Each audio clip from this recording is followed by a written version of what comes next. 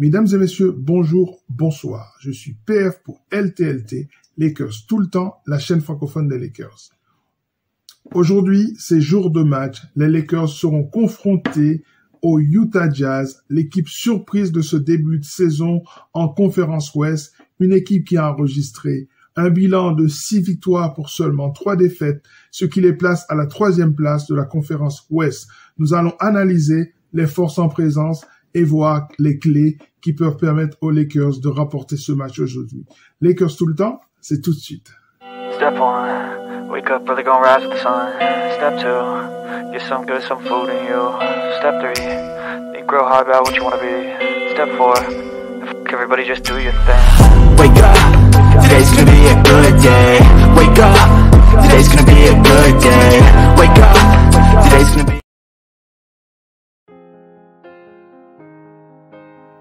Comme toujours, nous allons analyser le contexte de ce match. Ensuite, nous allons voir les match-ups possibles de ce soir avant de terminer par les clés du match.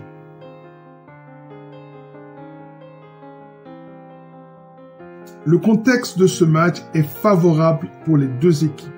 Les Lakers sont sur 2 victoires d'affilée en retrouvant une forme d'identité de jeu basée sur la défense et la possibilité pour Russell Westbrook de sortir du banc afin d'apporter un peu de boost à cette équipe. Un starting five dans lequel est rentré Troy Brown Jr. et dans lequel le facteur X demeure Walker, Lonnie Walker, qui apporte environ une 20aine de points à cette équipe des Lakers.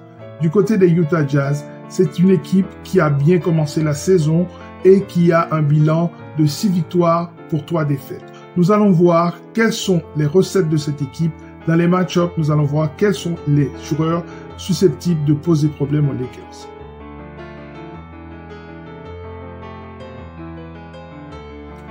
Au niveau des match-ups, cette équipe des Jazz présente énormément de challenges et de défis.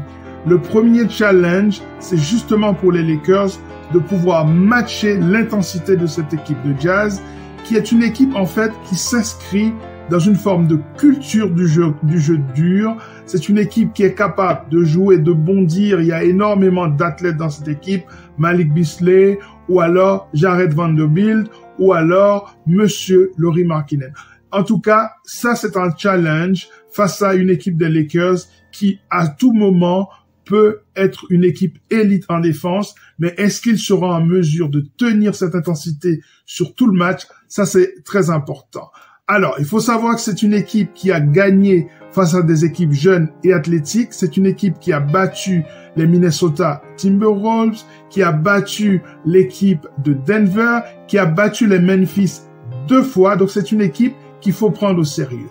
Alors, sur les postes extérieurs, sur les postes plutôt arrière, les défenseurs des Lakers auront fort à faire à Colin Sexton et aussi face à un joueur comme Jordan Clarkson qui est capable à n'importe quel moment de prendre feu. Du banc peut venir des joueurs qui peuvent apporter énormément de choses. Je pense à THT, ancien des Lakers donc, et je pense à Mike Conley. S'il ne commence pas le match, en sortie de banc, il peut contrôler le jeu, apporter énormément de choses à cette équipe des Jazz. À l'intérieur, les Lakers ont un petit avantage si Anthony Davis joue. Il paraît qu'il est plutôt... On ne sait pas trop s'il va jouer ce soir. En tout cas, s'il joue ce soir, dans le secteur intérieur, les Lakers auront un avantage. S'il ne joue pas, eh bien, les pivots des Lakers seront confrontés à un joueur comme Olynyk, qui est un pivot atypique, qui préfère reculer, donc qui préfère prendre de la distance, se mettre en périphérie, et donc proposer énormément de spacing à cette équipe de Jazz, et proposer aussi énormément de difficultés à la défense des Lakers. Donc, Kelly Olynyk est une clé importante ce soir, mais le principal va se jouer sur le poste ailier, sur le poste 3-4 hybride. Donc, LeBron confronté à Markkanen et aussi à Jared Vanderbilt et aussi à Malik Beasley.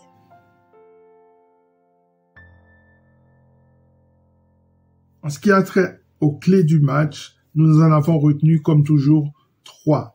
La première clé, c'est la possibilité pour les Lakers de réduire la fougue, la violence de cette attaque des Jazz avec des joueurs qui sont capables à tout moment de prendre feu comme Colin Sexton ou Jordan Clarkson.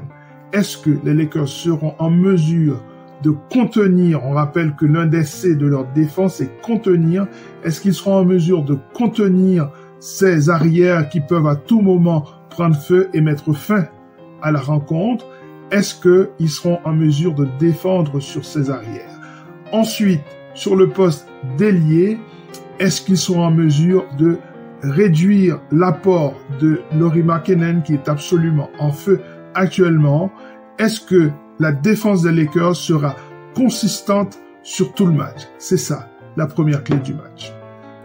La deuxième clé du match, c'est la possibilité pour les Lakers de ressembler davantage à l'équipe du début de saison des 5 premiers matchs ou plutôt à celle des 2 derniers matchs. S'ils sont dans le cas de figure des 5 premiers matchs, ils sont tout bonnement en danger ce soir. Car les Utah Jazz vont rentrer leur tir, il faudra que les Lakers répondent à ces assauts. Alors, est-ce qu'ils seront en mesure de tirer à 3 points aux environs des 30-34%? Ça, c'est la deuxième clé du match.